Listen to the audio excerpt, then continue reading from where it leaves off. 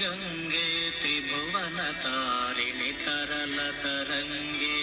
शंकरमौलि विहारिणि विमले मम मतिरास्तां तव पदकमले भागीरथि सुखदायिनि माता तव जलमहिमा निगमे ख्याता नाहं जाने तव महिमानं पाहि कृपामयि मामज्ञानम् हरिपदपाद्यतरङ्गिणि गङ्गे हिमविदुमुक्ताधवलतरङ्गे दूरीकुरु मम दुष्कृतिभारं कुरु कृपया भवसागरपारं तव जलममलं येन निपीतं परमपदं खलु तेन गृहीतं माता गङ्गे त्वय्यो भक्त किल तं द्रष्टुं नयमशक्ता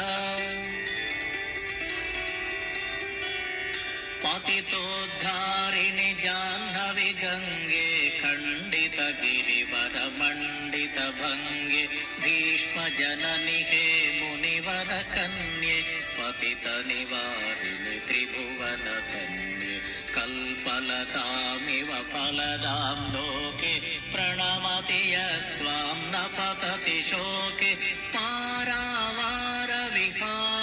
गङ्गे विमुखयुवति कृततरलापाङ्गे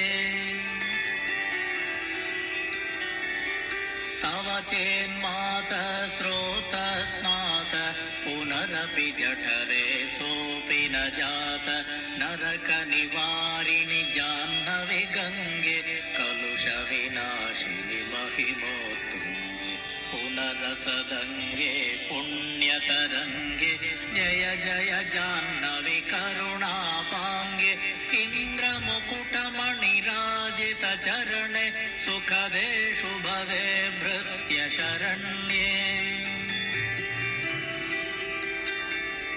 रोगं शोकं तापं पापं हर मे भगवति कुमति कलापं त्रिभुवनसारे वसुधाहारे त्वमसि गतिर्मम खलु संसारे अलकानन्दे परमानन्दे कुरु करुणामयि कातरवन्द्ये तव तटनिकटे यस्य निवास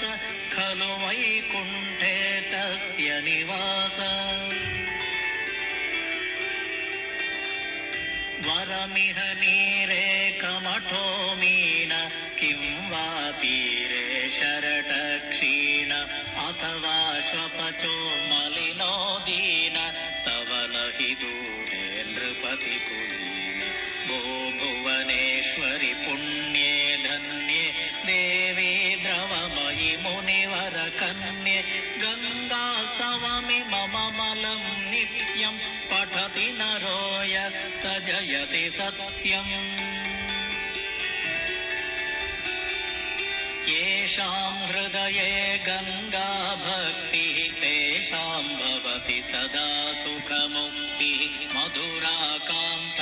पञ्जटिकाभिः परमानन्दकलितललिताभिः गङ्गास्तोत्रमिदं भवसारं वाञ्छितफलदं विमलं सारं शङ्करसेवक शङ्कररचितं पठति सुखीस्तव इति च समाप्तम्।